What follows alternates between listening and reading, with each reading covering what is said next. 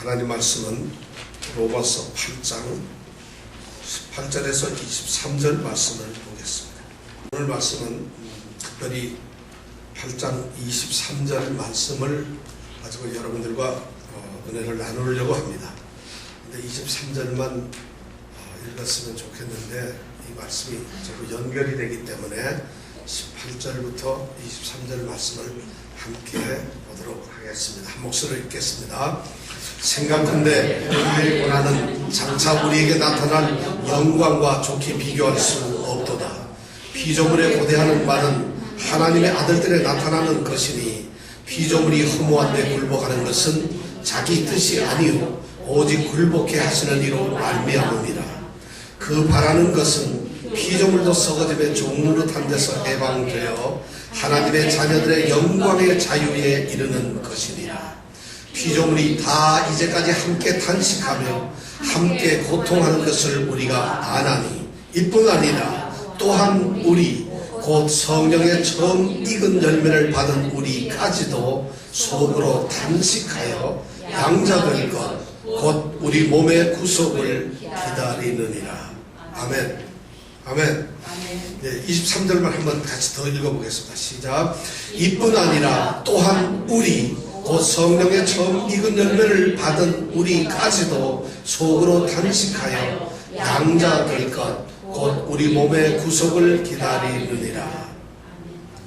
네, 우리가 무엇을 한다고요? 우리가 무엇을 한다고요? 속으로 어떻게 뭘 한다고요? 탄식한다. 탄식한다는 것이 오늘 말씀의 키워드인데, 탄식을 하지만은 그 탄식은 또 다른 소망을 기대하면서 그 소망을 바라보면서 탄식을 한다는 것입니다. 우리는 이 말씀 가운데서 지금까지 어떤 대전제가 두 가지가 있다는 것을 압니다.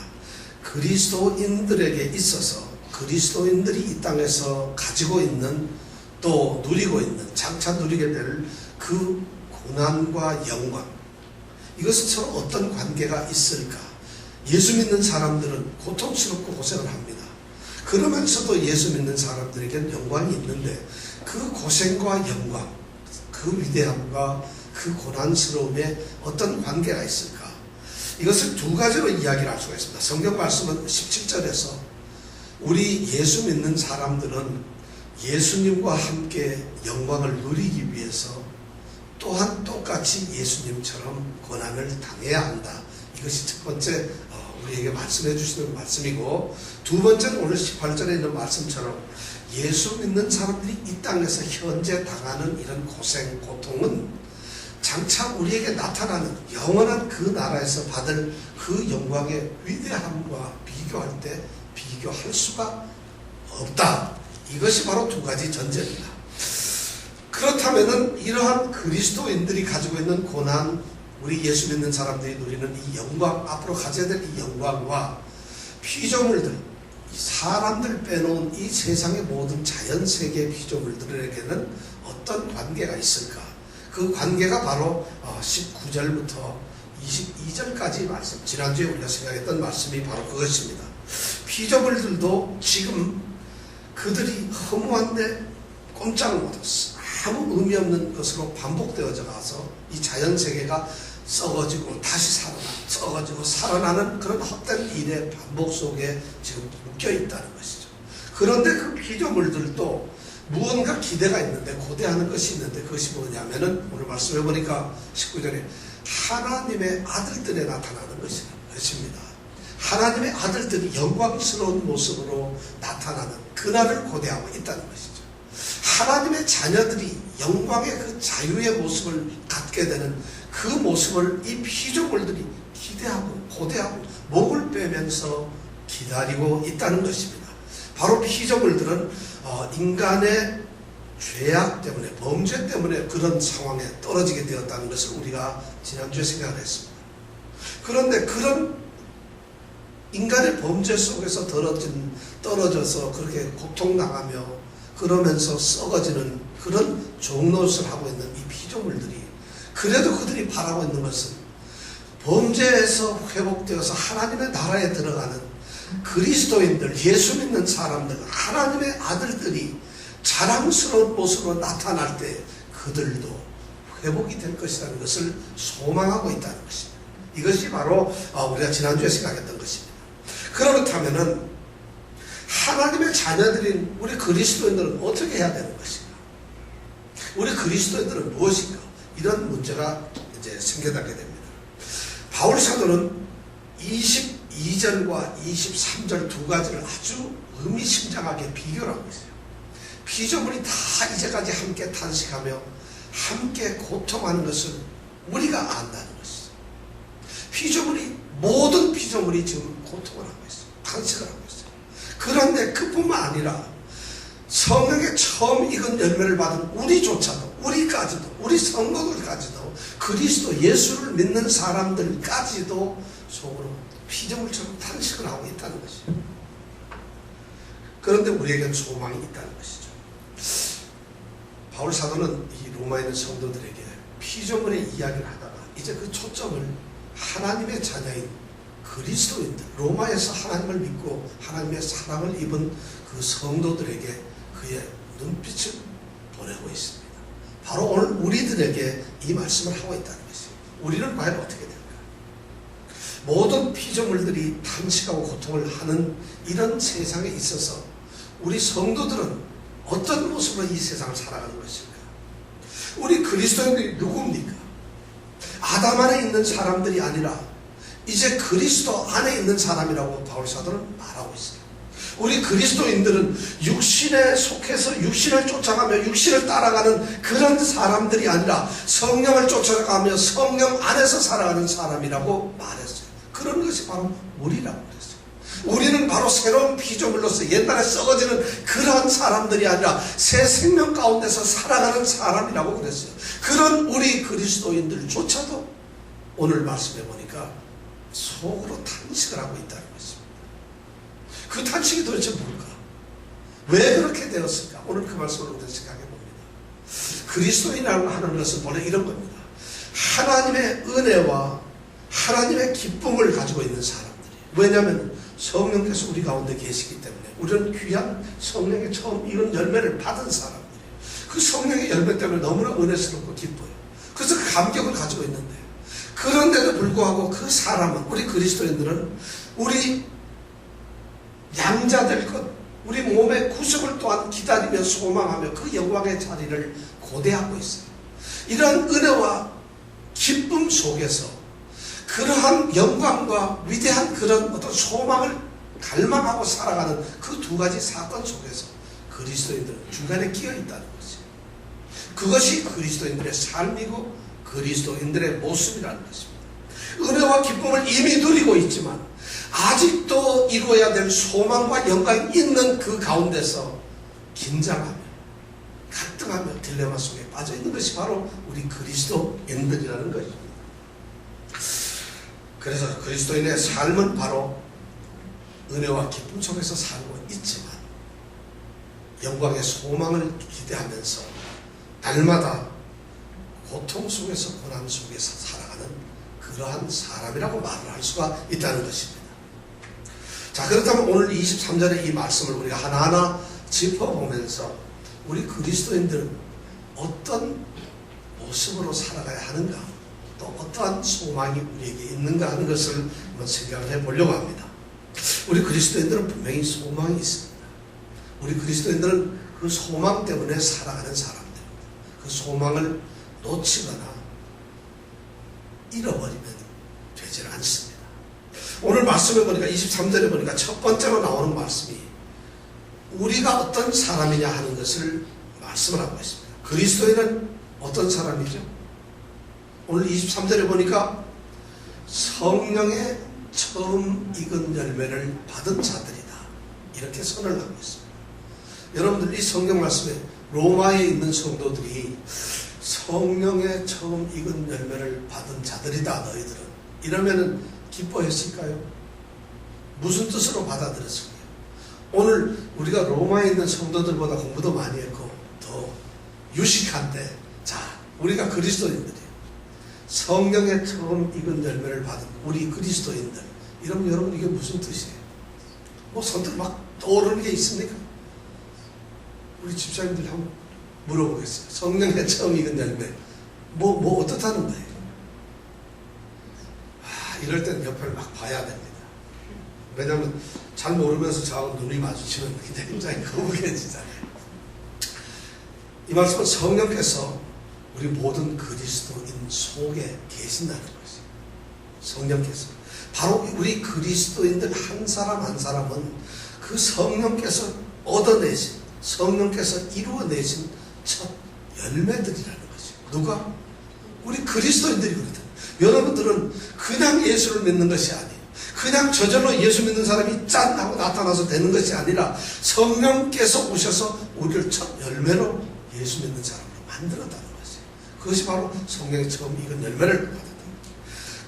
그러면서 우리는 이미 장차 우리에게 나타날 그 아름다운 영광의 모습, 영광의 그 기쁨과 그 영광의 순간들을 성령께서 이미 우리 가운데 오셔가지고 조금 맛을 보게 했다는 거죠.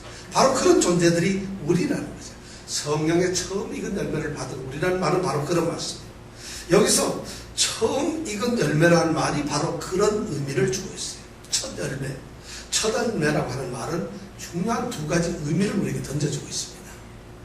첫 번째는 우리가 잘 아는 대로 레위기 23장 10절에 있는 말씀에 우리가 좀 근거를 해서 생각하면 이렇습니다.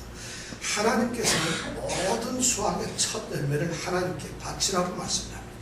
근데 첫 열매를 바침으로써 앞으로 장차 추수될 수 있는 모든 것들이 거룩하게 된다고 하는 그런 의미로 첫 열매를 하나님께서는 바치도록 이스라엘 자손들에게 명령하셨습니다. 그것이 예배이며 제사라고 말씀을 하셨습니다. 여기서 첫 열매라는 것은 하나의 추수입니다.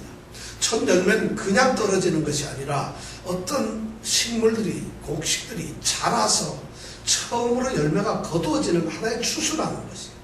그래서 처음으로 열매가 맺혀졌다는 이 말은 무슨 말인가 하면은 이제 이 곡식들이나 이 식물들이 첫 열매가 맺힌 것처럼 앞으로 모두 다가 열매를 맺게 될 것이라는 그런 확신의 어떤 약속이라는 것이죠.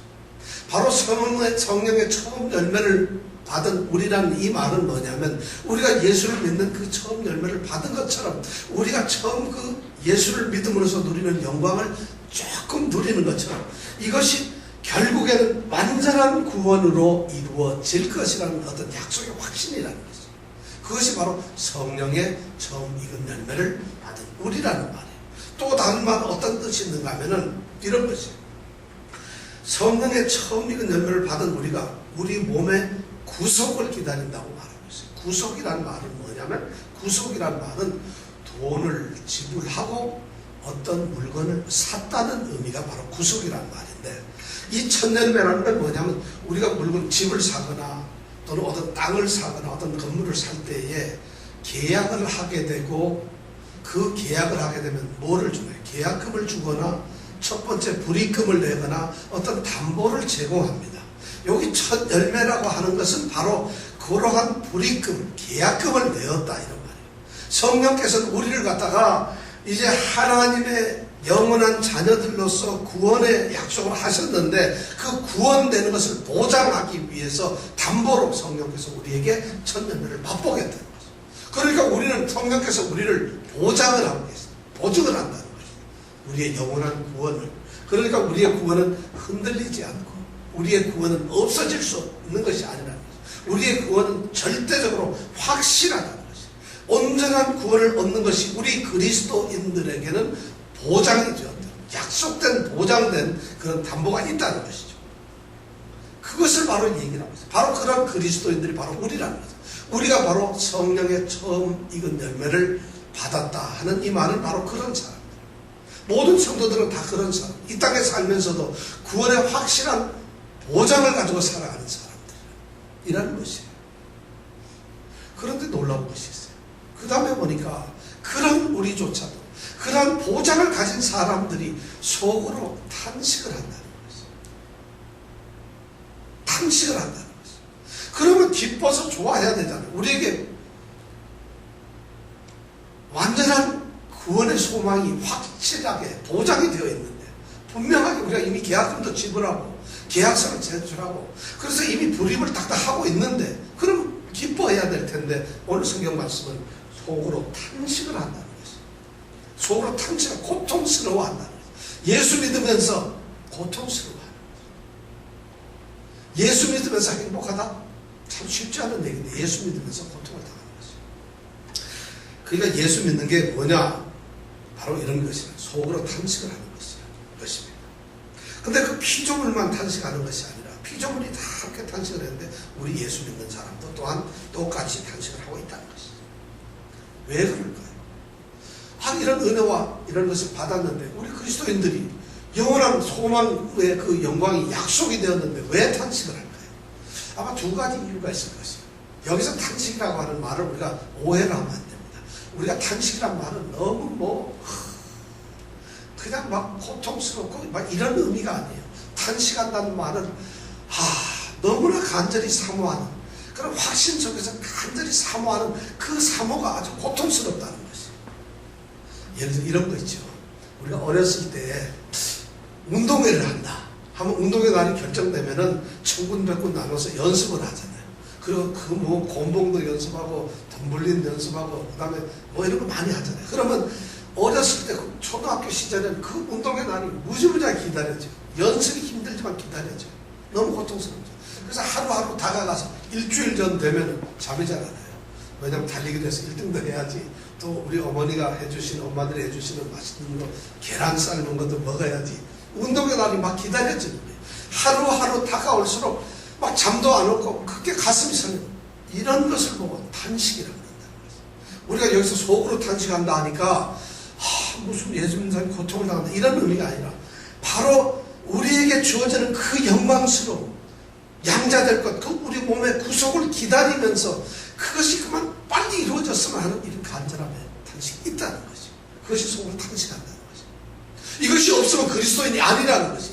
그리스도인들이 맹하게 그런 것도 없이, 예를 들어서 소망도 없이 그냥 먹고 사는 게 바쁘고 사실 그냥 자기의 유익과 자기 좋은 거, 내 기분 좋은 거, 그 다음에 내 기분, 내 의지, 나의 유익 이것만 쫓아다니면서 살아가면서 고통스러워하고 먹고 살고 하는 거, 이것 때문에 살아가는 것이 그리스도인이 아니라는 것이에요. 여기서 속으로 탄식한다는 얘기는 바로 그런 영광스러운 것이 있다는 거죠. 그것을 그렇게 간절히 고대하며 살아가고 있다는 거죠.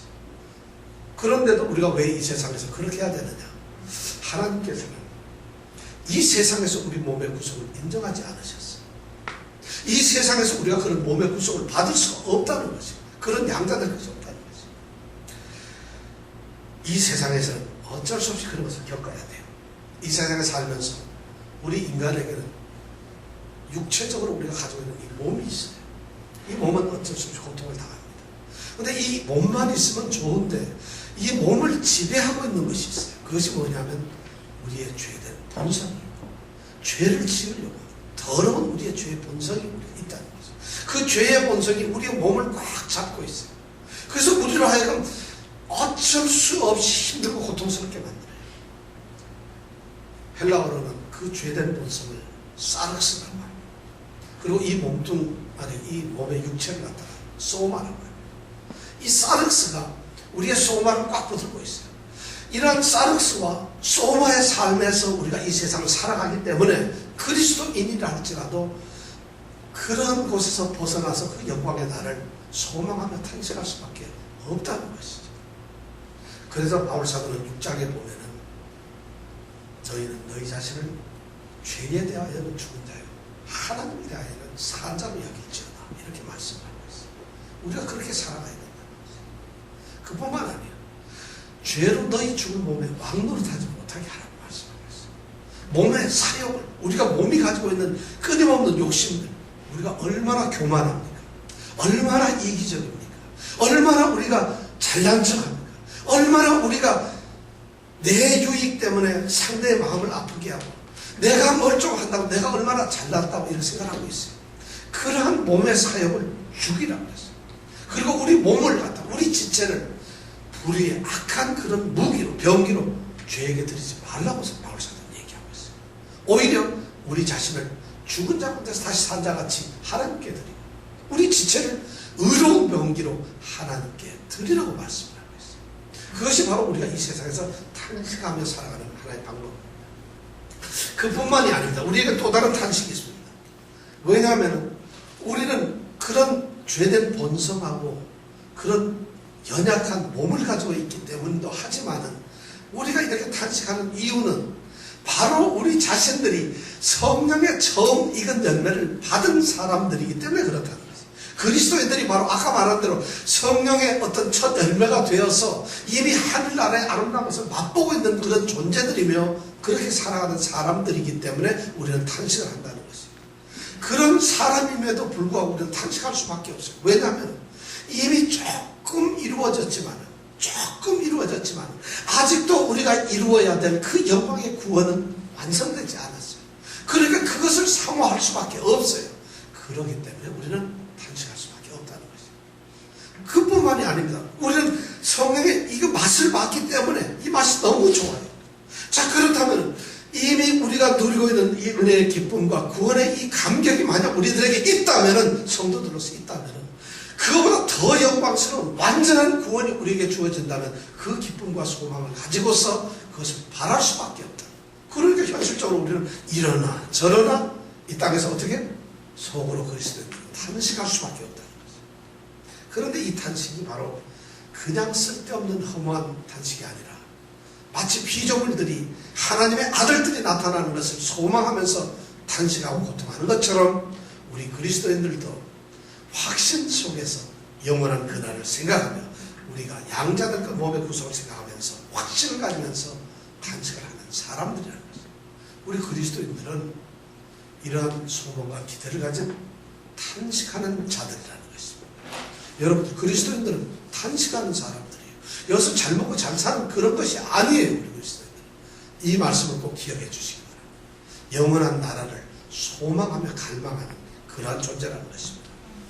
자, 그런데 결론적으로 바로 그 말씀이랍니다. 우리가 무엇을 바라는 거냐? 무엇을 소망하느냐? 그리스도에는 23절의 마지막에 보니까 양자될 것, 곧 우리 몸의 구속을 기다리느니라. 그리스도인의 탄식은 무기력한 것이 아닙니다. 그리스도인들이 탄식하는 것은 헛된 것이 아닙니다. 그리스도인들이 탄식하는 것은 의미 없는 탄식이 아닙니다. 소망을 가진 탄식인데, 그 그리스도인들에게 소망이 있는데 그 소망의 탄식이 바로 뭐냐면 구원의 완성입니다.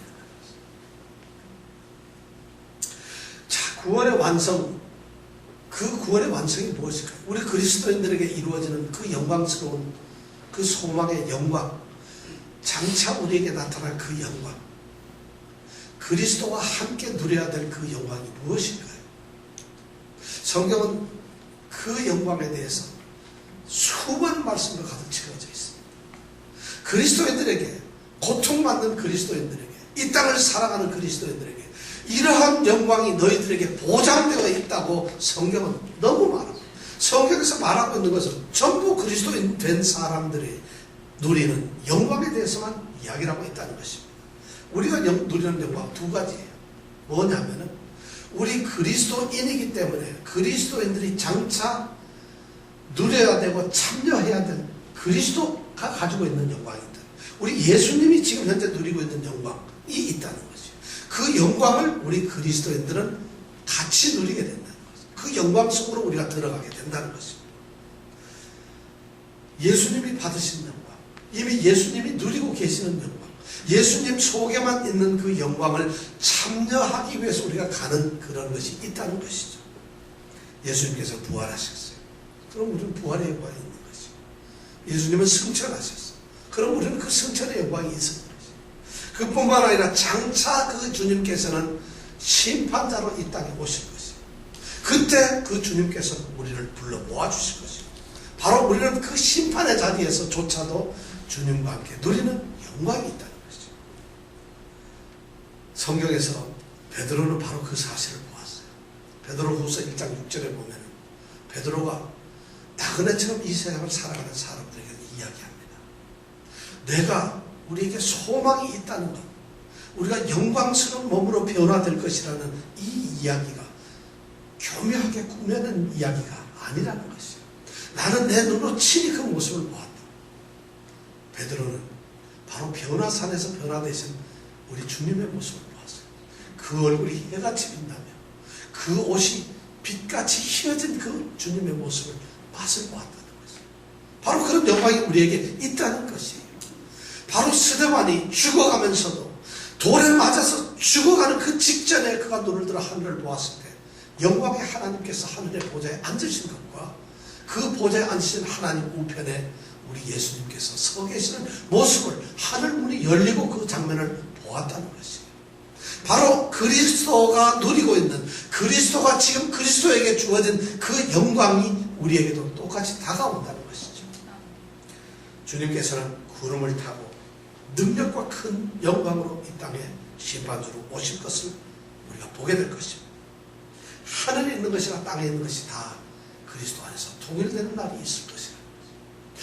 하늘에 있는 것들이나 땅에 있는 자들이나 땅 안에 있는 자들이 모든 무릎을 예수의 이름 앞에 꿇게 되고 모든 입으로 예수를 주라고 고백하는 그런 날이 있게 될 것이라는 것이죠. 계시록에 보면 예수님의 그 놀라운 영광의 모습들이 계시록에는 온 곳에 가득 차 있습니다.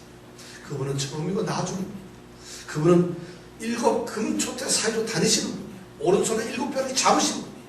그분은 구름을 타고 오시는 분이에요. 그분은 만주의 주고 만왕의 왕이시요 심판자로 그분은 계실 거라는 거죠. 그분께서 능력의 천사들과 함께 이 땅에 오실 때 우리를 부르실 거죠. 그 불꽃 중에 오실 때 우리가 바로 그 그리스도의 영광, 그리스도의 그 영광스러운 자리로 우리 그리스도인들이 들어가는 영광이 있을 것이라는 거죠. 이뿐만이 아닙니다. 그리스도의 영광에만 들어가는 것이 아니라 그리스도의 영광에 들어가면서 우리에게 주어지는, 그리스도께서 우리에게 주시는 우리 그리스도인들의 영광이 또 있다는 것이에요. 오늘 그 말씀이 바로 양자 될 것, 곧 우리 몸의 구속이라는 것입니다. 여러분, 양자 될 것이란 말이 무슨 말이에요? 양자는 아들로 입적이 되는 것이에요. 이제 드디어 네가 내 아들이라는 분명한 신분과 지위를 얻게 되는 그 순간이 바로 양자가 된다는 것이죠. 우리는 이 세상에 살면서 분명히 그리스도의 아들들이 되었습니다. 하나님의 아들들이 되었어요. 8장 16절에 보니까, 바로 이 직전에 보니까 성령이 친히 우리 영으로 더불어 우리가 하나님의 자녀인 것을 증거하신다고 그랬어요. 우리는 자녀가 되었어요. 이미 되어 있어요. 이미 우리는 자녀들이라는 거예요. 그럼에도 불구하고 우리는 아직도 이 땅에서 자녀가 되었지만은 자녀의 완전한 이 양자권을 우리는 받지 않았어요. 그런데 하나님의 아들들이 나타나는 그날에, 바로 그 순간에 우리가 양자되는 양자의 권한을 하나님께서 마지막 그날에 우리 주님과 함께 선포해 주신다는 것입니다. 그런 양자가 드디어 우리는 하나님의 아들들로서 명백하게, 분명하게, 뚜렷하게, 확실하게 우리는 하나님의 아들들이 된다는 것입니다. 그 날이 바로 무슨 날이냐? 오늘 성경 말씀에 있는 우리 몸의 구속이 되는 날이에요. 우리 몸의 구속. 이 몸의 구속이라는 말을 들으면 여러분들은 어떤 생각하세요? 오늘 기독교가 가장 심각한 문제가 바로 이 몸의 구속에 대한 것을 제대로 가르치지 않고 제대로 누리지 않습니다. 몸의 부활을 이야기하는 것이 아닙니다. 몸의 구속이라는 말은 우리 몸이 부활될 것이다, 우리가 다 부활되어서 새로운 모습이 될 것이다, 이런 말을 하고 있는 것이 아니에요. 몸의 구속이라는 말은 우리 몸 자체가, 우리가 지금 가지고 있는 이 몸의 자체가 영광스러운 모습으로 달라질 것이라는 것이에요. 우리 몸이 다시 우리가 영광스러운 모습으로 부활될 것이라는 것이에요. 주님의 부활, 주님이 부활하신 것처럼 우리가 성경의 요한복음에 보면 부활하신 주님의 모습이 사랑하는 제자들 속에 나타나는 것을 봅니다. 바로 우리가 그러한 주님의 모습으로, 주님이 가졌던 그 몸의 형체로 우리가 변화된다는 것이죠. 그것이 우리가 참 교회가 생각하는 것이, 이것이 바로 성경에서 말하고 있는 몸의 부활인데 교회가 그것을 가르치지 않아요. 몸의 부활은 진정으로 안 믿어요. 죄송합니다. 우리 그리스도인들이 교회가 그런 말을 잘 안 하고 있어요. 뭔가 부활, 그리고 몸의 구속이라는 말을 얘기하면 뭔가 불확실하고 좀 분명하지 않고 뭔가 확실하지 않은 좀 애매한 태도를 가지고 그래 부활되는 거야, 어떤 영적 상태가 되겠지, 그런 것이 아니라는 것이에요. 교회는 우리가 영적 상태가 된다 이렇게 말해서는 안 됩니다. 성경에서는 우리가 어떤 이상한 영적 상태로 올라가는 것이 아닙니다. 우리 몸이 완전히 사라지는 것도 아닙니다. 우리 몸이 완전히 죽는 것이 아니라 우리가 지금 가지고 있는 예수 그리스도인의 그리스도인으로서 우리가 가지고 있는 이 몸이 아름다운 영광스러운 어떤 몸의 형체로 달라진다는 것이에요. 바로 성도들은 이 땅에 탄식하면서 우리 몸의 구속을 기다리는 사람들이에요. 여러분 기다리고 있어요. 이 말이 너무 수고하게 다가왔어요. 바로 이러한 말씀, 몸의 구속을 기다린다는 이 사실이 망각되고 이것이 교회 안에서 무시될 때 교회는 원리를 잃어버렸어요. 교회는 힘을 잃어버렸어요. 교회는 소망이 없어요. 교회가 오늘날 이 세상의 문제것, 이 땅에 있는 것들에 관심을 갖기 시작했어요. 행복과 성공과 번영과 건강과 우리가 잘 되는 것들, 이런 것들에 관심을 갖기 시작했을 때 교회는 세상과 같이 썩어져 가고 있다. 세상에 소망이 없어요. 세상에 어떠한 희망도 없고 기대도 없어요. 세상이 그런 것을 주지 않아요. 그러니까 성경은 분명하게 얘기하기를 속으로 탄식하여 양자될 것 곧 우리 몸의 구속을 기다린다고 그랬어요. 이 몸의 구속을 기다리는 이 신앙이 회복될 때 교회가 산다는 것이에요. 그런데 어떻게 교회는 바울 사도가 말한 대로 배설물처럼 여기는 것을 교회 안에서 자랑합니다. 예수 믿으면 복 받는다. 누가 그런 말을? 성경에 누가 예수 만드는 가정의 축복이 있다고 이런 얘기를 하고 있습니까? 물론 그것이 보장되지 않는 것이 아니고 그것이 아무것도 아니라는 것이 아니라 그것은 지극히 작은 것이에요. 그것은 우리 그리스도인들이 정말 속으로 탄식해야 될 것이 아니라는 것이에요. 그런 것에 얽매여서는 안 된다는 것이에요. 몸의 구속을 기다려야 되는 것이에요. 성경은 말하고 있어요. 우리 몸의 구속을 말하는 장면이 너무 많아요. 고린도전서 15장에 보니까 우리가 흙에 속한 흙에 속한 자의 형상을 우리가 입은 것 같이 장차 우리가 달라질 때는 하늘에 속한 자의 형상을 입게 될 것이라고 얘기하고 있어요. 우리가 이 몸을 가지고 있는 것이 아니에요. 빌립보서에 보면은 3장 20절 21절에 보면 우리의 시민권이 하늘에 있어요. 우리 그리스도인들은 이 땅에 살아가고 있지만 우리의 시민권은 하늘에 딱 있어요. 하늘의 생명책의 시민권 명부에 보면 우리 이름이 기록되어 있다. 그리스도인. 그러면 바로 거기로부터 우리의 구원자이신 예수 그리스도께서 우리의 이 낮은 몸을 자기 영광의 몸의 형체와 같이 변하게 만들어 주신다는 것이죠. 그게 빌립보서 3장 20절 21절에 있는 말씀이에요. 성경에 이런 말씀도 깔려 있어요. 바로 우리가 그런 모습이 된다는 거죠. 요한계시록에는 그러한 약속들이 엄청나게 들어있어요. 하나만 얘기해요. 요한계시록 21장 1절에서 4절까지 또 내가 보매 새 하늘과 새 땅이 있었고 처음 땅과 처음 하늘이 없어졌어요. 처음 땅과 처음 하늘이 없어요. 그리고 바다도 있지 않았어요. 그런데 다시 바울 사도 요한이 이제 계시록 속에서 그 하늘의 영광, 영원한 하늘나라를 봅니다. 장차 우리의 미래 영원한 구원의 자리를 보는데 또 내가 보매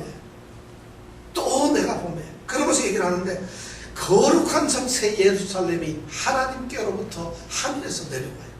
그런데 그 예비한 것이 마치 신부가 남편을 위해서 아름답게 단장한 것 같이 보이더라는 것이에요.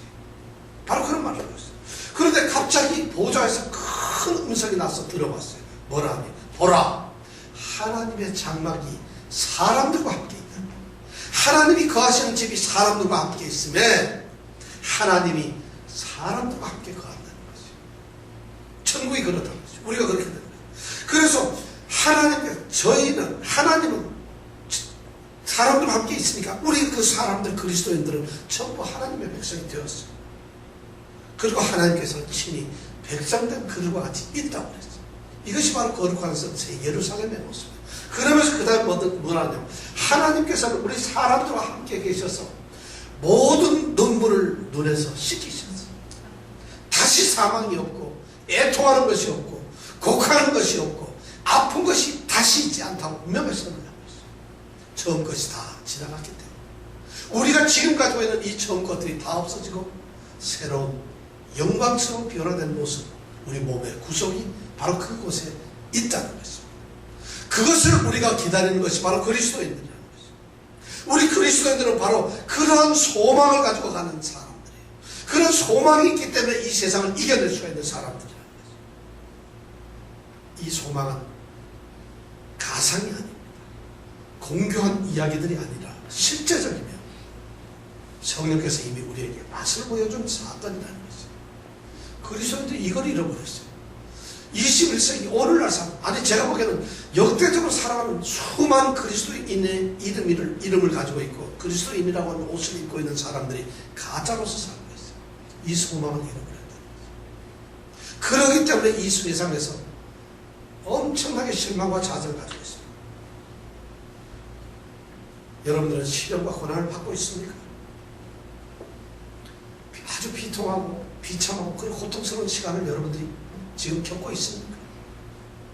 혹시 그 가운데서 절망과 시련, 그 시리에 빠지고 혹시 있지는 않습니까? 죄송하지만 부끄럽습니다. 초라합니다. 부끄러운 그리스도인들이 주님께서 그 사실을 부끄러워하고 있어요.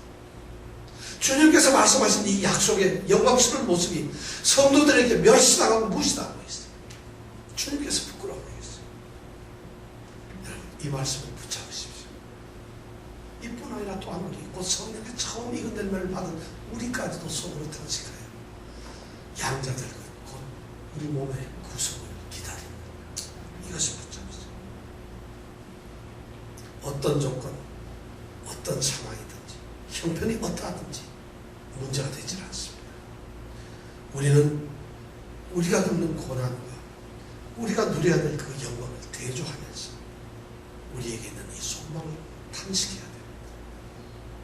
우리가 아무리 보잘것없는 존재라 할지라도, 우리가 아무리 비천한 자리에 있다 할지라도, 우리가 아무리 무식하다 할지라도, 우리가 아무리 연약하고 보잘것없는 형편없는 존재라고 할지라도 바로 그날에 우리 몸에 구속이 있다는 것을 하나님은 약속하고 있어요.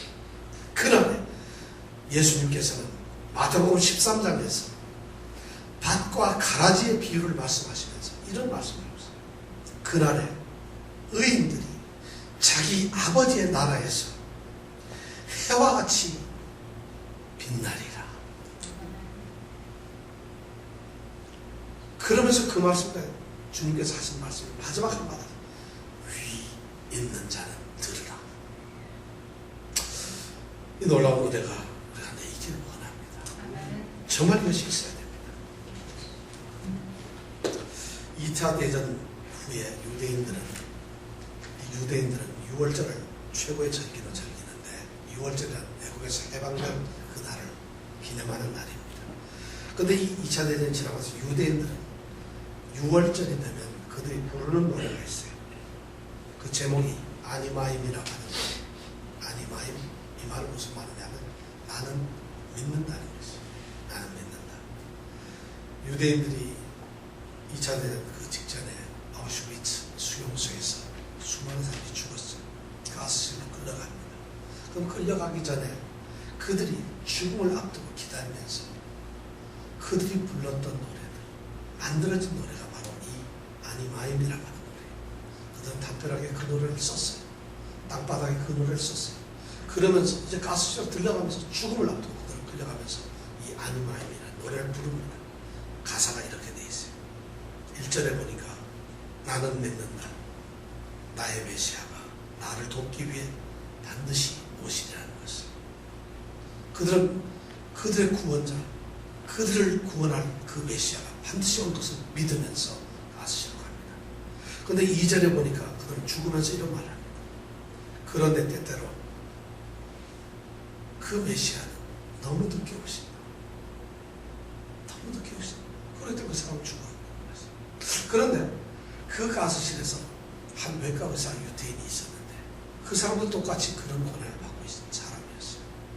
그도 가스실에 끌려가야 될 그런 위기에 놓여있는 사람인데 그 외과 의사는 자기 자신을 갖다가 지키는 사람인데 그가 어느 날 땅바닥을 보니까 깨진 병 유리 조각이 있어요.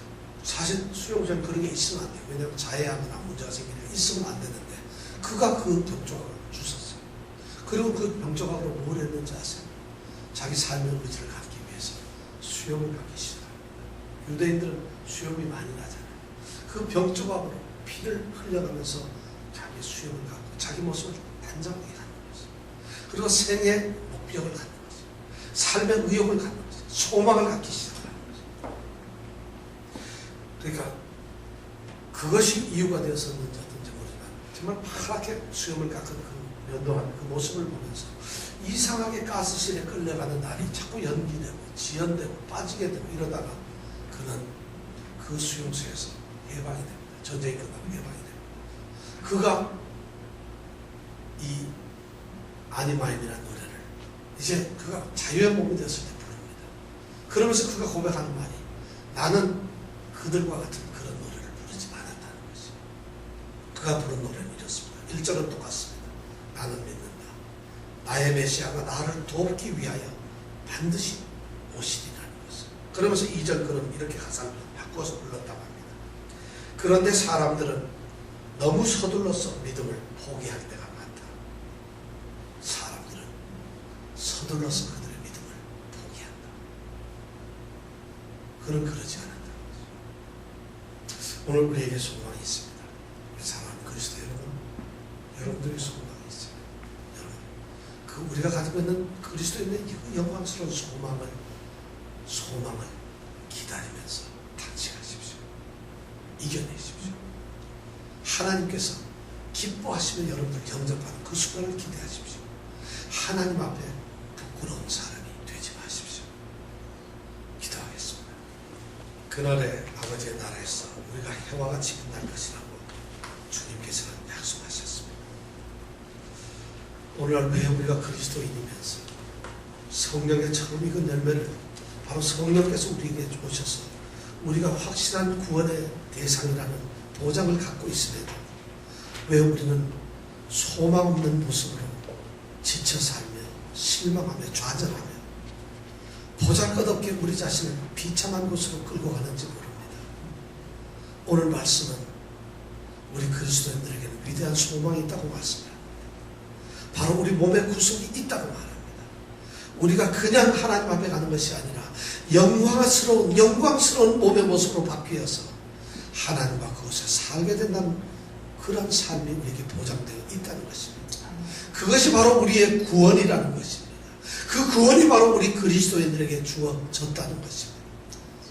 이 땅에서 우리는 그 구원을 소망하며 탄식하는 딜레마에 빠져 있습니다. 그러나 이 탄식은 괴로움이 아닙니다. 빨리 그날이 오기를 잠도 설쳐하며 목을 빼고 기다리는 간절함의 탄식입니다. 그것이 믿음이고 그것이 신앙생활이고 그것이 이 땅의 그리스도인들의 삶의 모습입니다. 하나님은 우리에게서 그런 모습을 보기를 원하십니다. 오 하나님, 우리가 그런 하나님의 자랑스러운 그리스도인들이 되게 하여 주시옵소서. 주의 영광을 보게 하여 주시고 주의 영광 속에서 우리 몸의 구속을 보는, 우리 몸의 구속의 영광을 보는 그런 성도들이 되게 하여 주시옵소서. 예수님 이름으로 기도드렸습니다. 아멘.